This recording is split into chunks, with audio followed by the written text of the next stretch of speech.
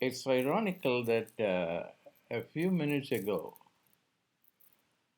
I told my management people that I'm going to live outside time, meaning that I'm not interested anymore in anything that creates time, which basically means I'm not going to be actively involved in thinking because thinking creates time. So living outside time means thinking, not thinking anything at all.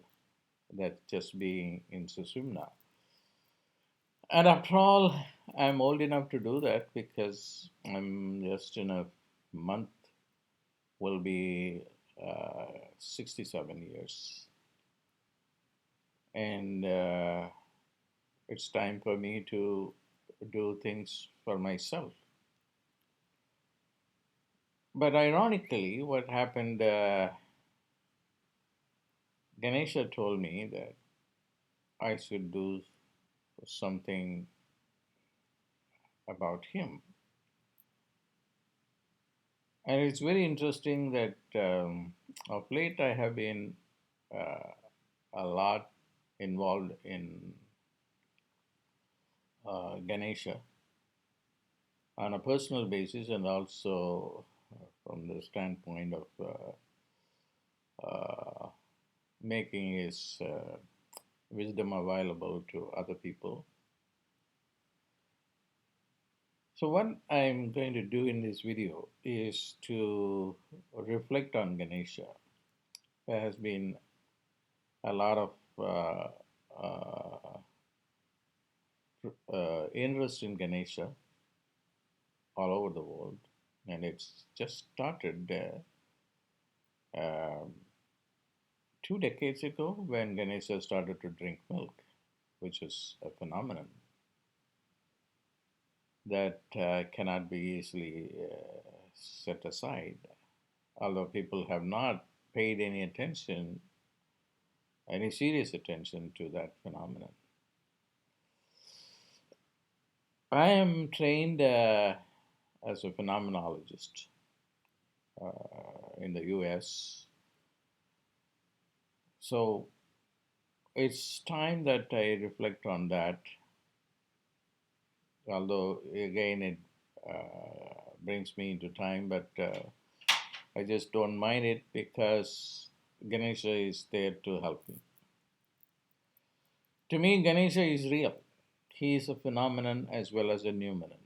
He's not just a character in a dead mythology, and that one of my specialty is mythology, or myth analysis, and particularly in the Indian tradition. And there are other traditions also that I can think about, but I'm not going to go into other traditions.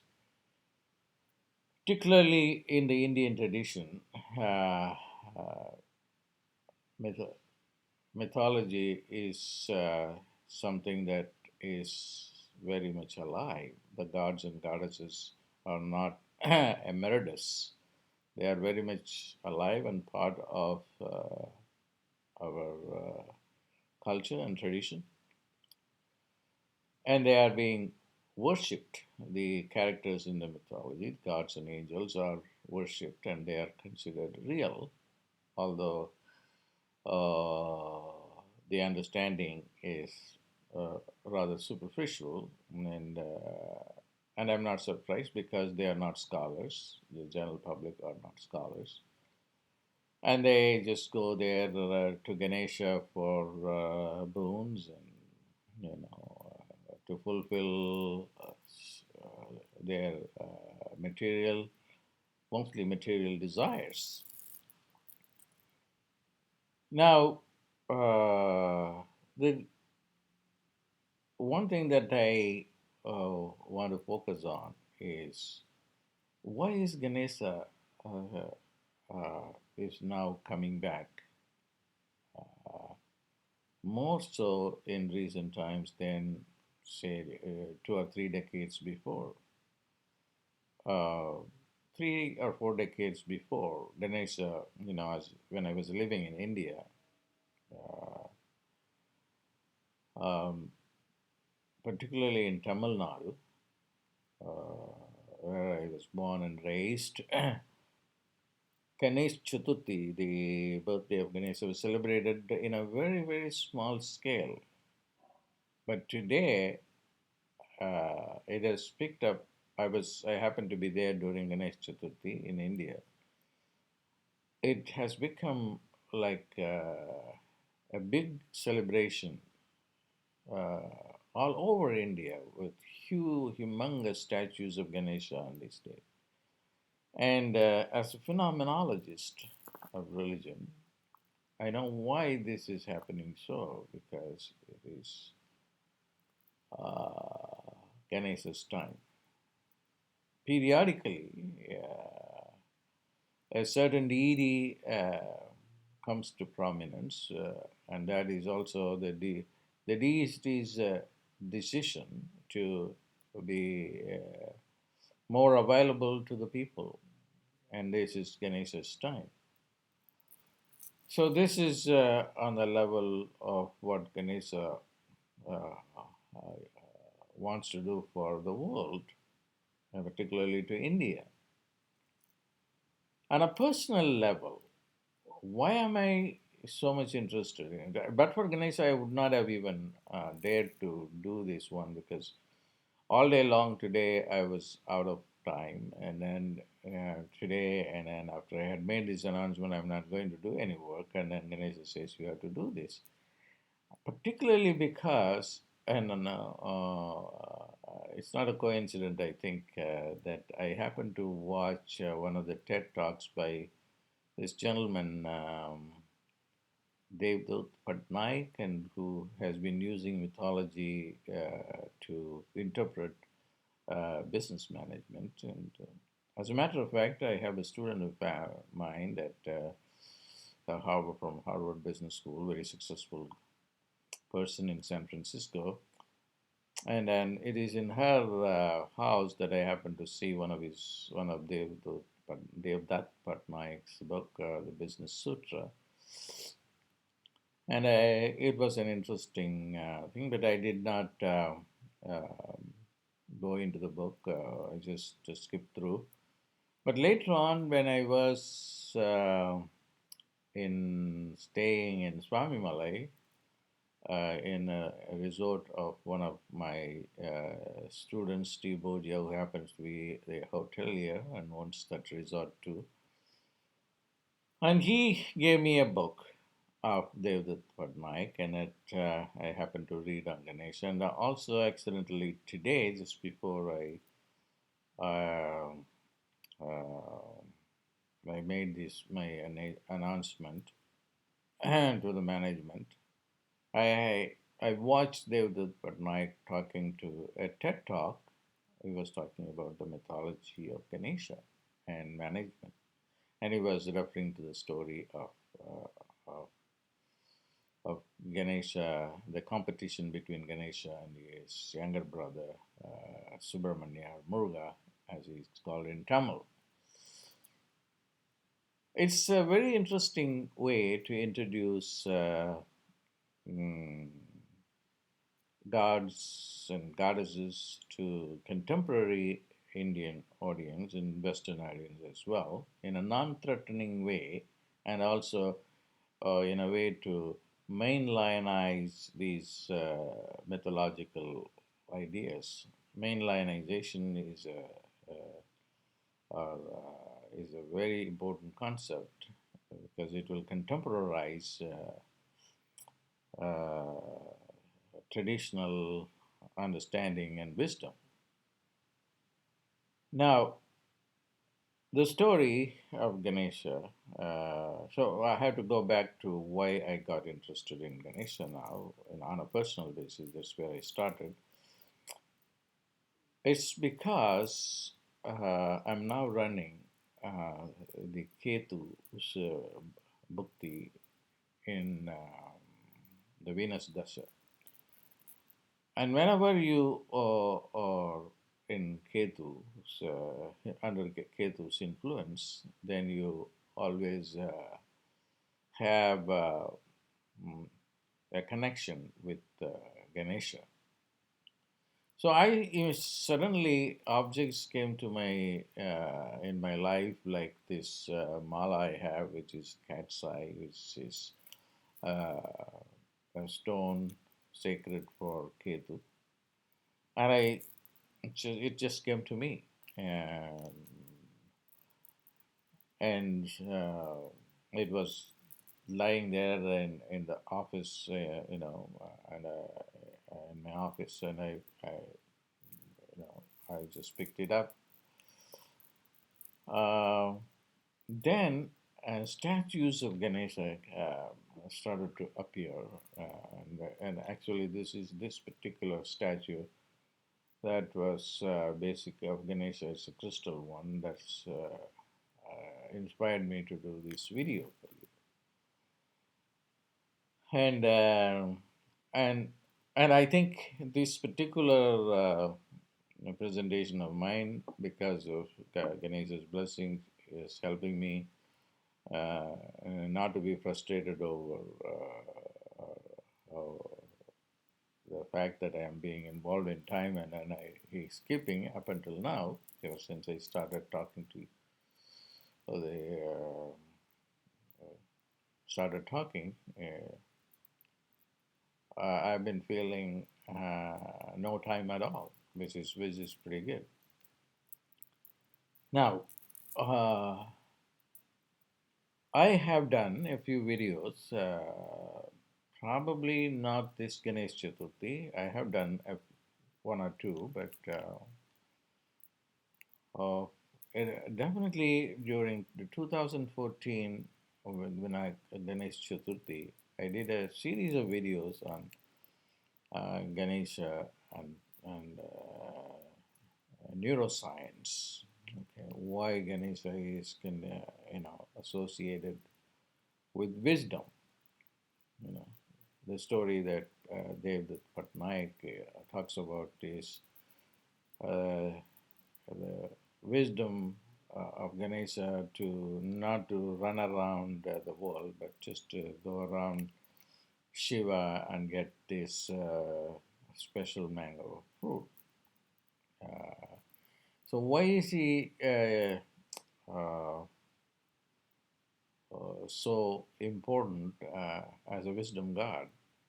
So one of the things that I focused on, and there are a few videos on that. It's on video YouTube. I said that there is this one neuron in the anterior cingulate of the brain. That particular set of neurons are responsible for our intelligence. First, it was only was thought that it was only in the human beings, and later on they added the monkeys and the dolphins, and recently the elephant. And the elephant has these neurons in the anterior cingulate. So that makes sense why Ganesha is more intelligent. The dolphins are there, and Hanuman is the monkey god, and he is the most intelligent person, well read in the Vedas. So there is some deep meaning and significance in Ganesha and his elephant head. The elephants are also very, very intelligent beings, altruistic, and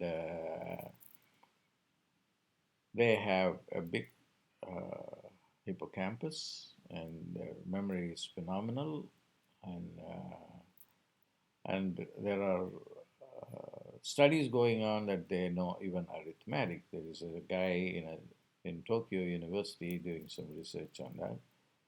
And if you go to Google, search the elephant's intelligence, and then there's amazing intelligence that they even know if there is a fence, iron fence, and then there is electricity passing through, then they psychically know that there is some danger, and then they come and break this circuit by uh, uprooting a tree and then striking that fence with the tree. So they are very intelligent. They are very psychic, and this is being supported by the mythology of Ganesha. The mythology of Ganesha says that he is very intelligent, and as in the story of Muruga or Kartikeya and Ganesha, there are so many stories of Ganesha, because even the name Ganesha, uh, Gana Isha, Ganas are beings who are like aliens, you know, who are very powerful, very intelligent, and then they can do tasks that human beings can't even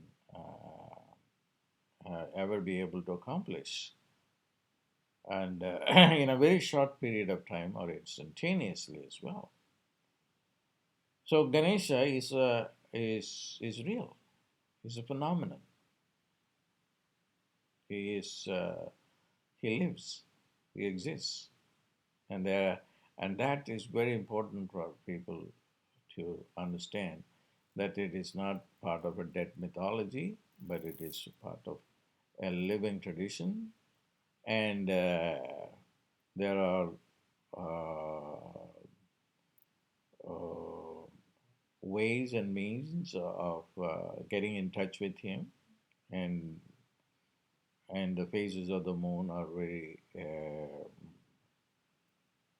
important, because those time and space factors are important to access these divine beings. And recently I did a video on new revelations of Ganesha, about it, because these revelations came to me through Agastya, because as I said, I've been interested in Ganesha, and so I went to Agastya Nadi and then asked Ganesha a bunch of questions. So one thing he said, I'm not going to be as much available as on the Chaturthi as like the Chaturdashi, which is the 14th moon. Not the fourth moon, but the 14th moon is when you can access.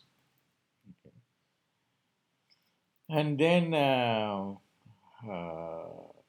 the access of any divinity is also through a plant.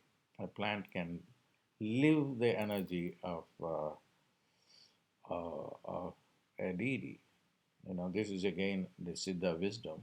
So if you want to have Ganesha, to come in contact with Ganesha, you have to use this Durva grass. Durva grass. I just went and looked for it in the U.S. because I wanted to do a fire ritual, and then this Durva grass was not available on the 14th moon. But then I found it is also called the Bermuda grass, and then I went to the store here in San Diego, and then I couldn't get the leaves, but I got the Bermuda grass seeds, and then I used it in the fire ritual. Again, fire ritual is not, I call fire rituals now fire labs. I started calling it a few years ago, because it's a laboratory, and in the laboratory we can access this garden, and I have done some videos also on the science behind the fire labs. So what I am trying to convey to you is that it is a science. And again, to go back to the six heads of Muruga, who is involved in the story also, the six heads of Muruga represent the six parts of the brain. So, and the similarly, the four heads of Brahma and the five heads of Shiva are also representation of the anatomy of the brain. Um, so many in 1985, I think I made a presentation on the five heads of Shiva, representing the five parts of the brain, and in a science and religion conference in Pittsburgh. And it was well received, and then since then I have been interested in that, but although I have not done anything up until now. So the headedness have something to do with the anatomy of the brain, and so we cannot simply, you know, uh, consider these stories of gods and goddesses as simple stories or mythologies, but they represent a higher truth. But Joseph Campbell would say, I agree with him also, that there are many layers for a myth. A myth can uh, simultaneously be interpreted in different ways, and all of them are very valid. But as a phenomenologist, I think it's important for me to talk about the phenomenon of Ganesha. One story that comes to my mind about Ganesha and his wisdom is the one day there was a woman in Tamil, what's her name? Avayar, which is a Tamil uh, poet. Uh, and she was very hastily doing a puja for Ganesha. And, and Ganesha appeared before her and said, "Why are you in a hurry?" Because she said, "There's this saint Sundara who is going into heaven today, to Kailash, and I have been invited, and so I'm going to go. So I don't want to be late for the event, and so that I'm rushing." He said, "Don't worry about it, and I will make sure that you reach there before anybody reaches there." And he accomplished that also, because he's also a god who knows how to manipulate time. So he is also relevant for time management, because the gods live uh, at different time than we do. We live on the earth plane, subjecting ourselves to slow time. So it's important that we understand the mythologies not simply as stories, but as phenomenon. And then if there's ample evidence to prove that uh, these gods and goddesses, angels, and so forth are real, they can be contacted, they can be part of your life on a daily basis. And uh, recently, what I did when I just revealed uh,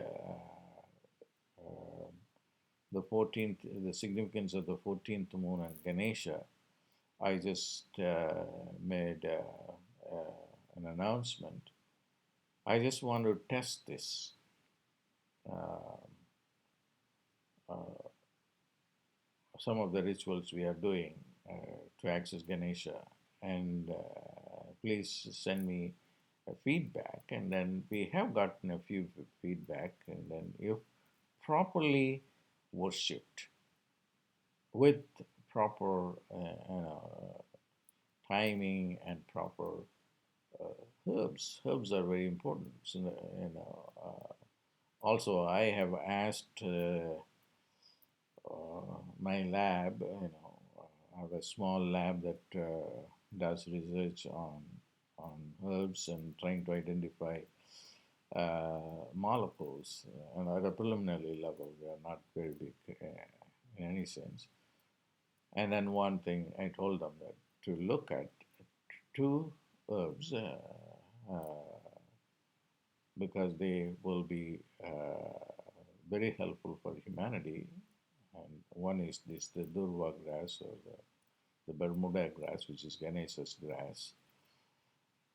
And already the research that have been carried out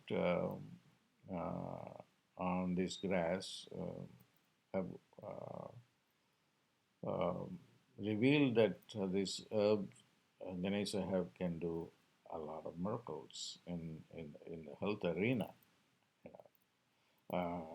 So is this Agastya herb also. So one of the claims which I have found it to be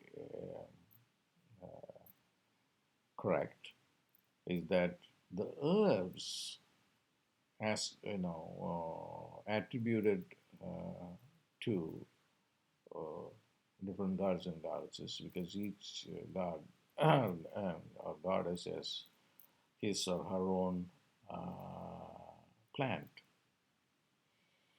and that plant represents the same energy. So one thing that I hypothesize is that unless they have the Ganesha will give us preeminence, can can alter our intelligence, our brain in a significant way. So this is the time that there is a great possibility for the revival of the religion of the seers, this Hinduism, to emerge as not as a simply a religious tradition, but also a scientific phenomenon. I want some, people to take a deep, a very deep look into what I have presented here, and that will be really fruitful on a personal basis for everyone who does this research and also for the world. God bless.